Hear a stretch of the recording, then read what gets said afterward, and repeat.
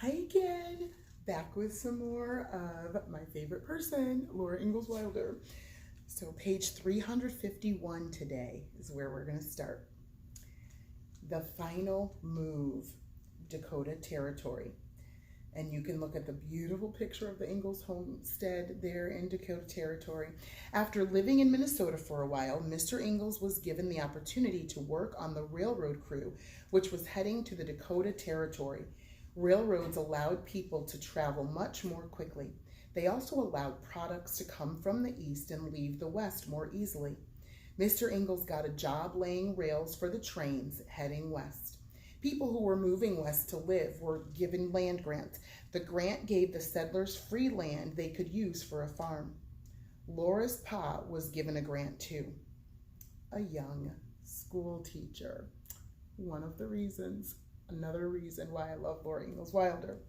When Laura was only 15 years old, she began teaching school, just as Clara Barton had done. Very good. Laura had been an excellent student. Now she helped others learn.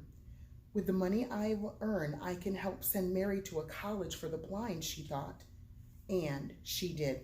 Mary learned how to do many things, graduated from the blind school, and then lived with her parents again. So, modern marvels.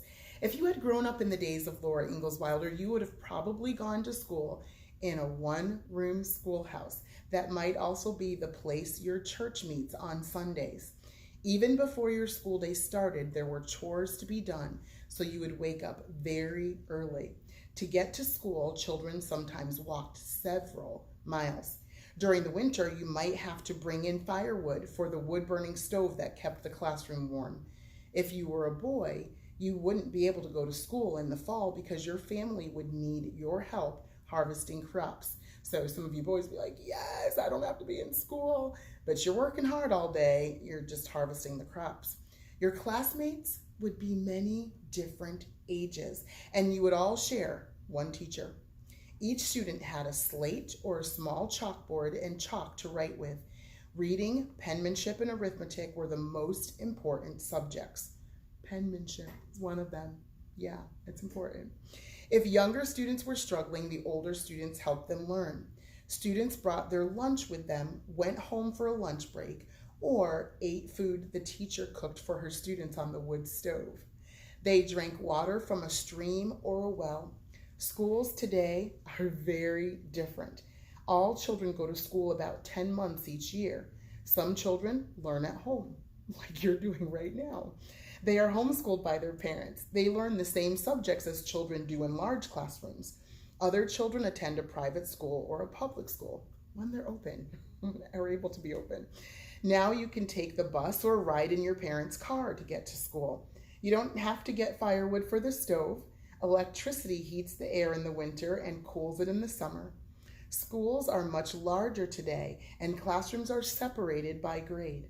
Unlike Laura Ingalls Wilder, teachers now must have a college education to teach. They teach many different subjects using colorful books like this one. Beautiful pictures make reading much more interesting. Your classroom may have computers that you can use to find information in only seconds. You probably have a lunchroom where you can purchase a hot meal. I know you guys do, my third graders. You can think of many other differences too. One-room schoolhouses were very plain and simple, but many great men and women you have read about in this book went to those small schools as children. Even Abraham Lincoln learned in a one-room schoolhouse. So there are many different interesting people that actually had to do those things. And as we've talked through history, that's what many of the people that we've talked about had to do because they didn't have schools like we do today. Changing times. Laura Ingalls married a farmer named Almanzo Wilder. They had a little girl whom they named Rose.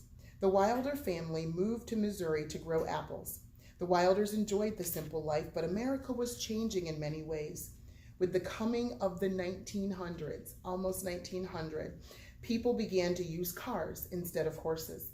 Machines began to make work easier for the farmers. Even housewives had machines to help them. Women were used to baking their own bread, pies, and cakes for their families. Men were used to hunting or butchering farm animals to get meat for their families. With the changing times, people began to go to grocery stores for much of their food. And back then, if we said, oh, there's nothing in the grocery stores, they would look at us and go, the what?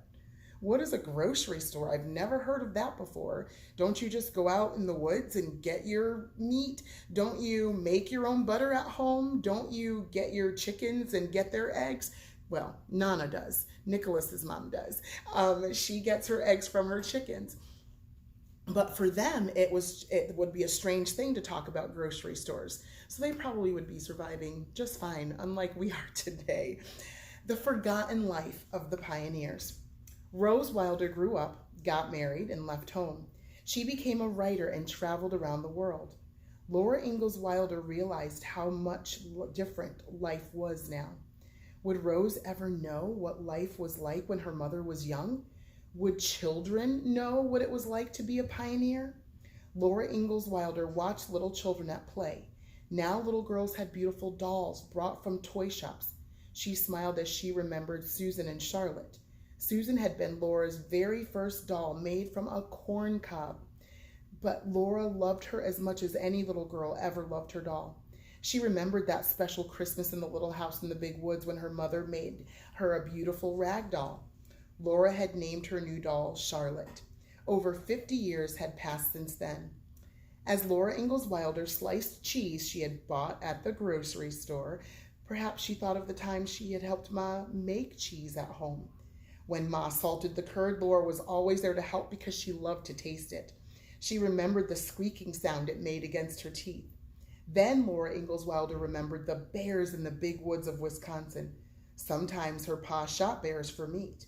Mrs. Wilder had been only a little girl when those things happened, but now she was over 60 years old. Pioneer memories were slipping away and being forgotten. Children would not know what pioneer life had been like unless someone wrote about it. And that's when Laura Ingalls Wilder got the great idea to start writing. We'll talk more about what she did, but how old was she when she decided that someone should write about life so that people wouldn't forget? Yes, she was 60 years old. So she didn't write these books growing up or keep a journal growing up. She started writing these books at the age of 60, and we'll find out some interesting things that she wrote about. See you next time.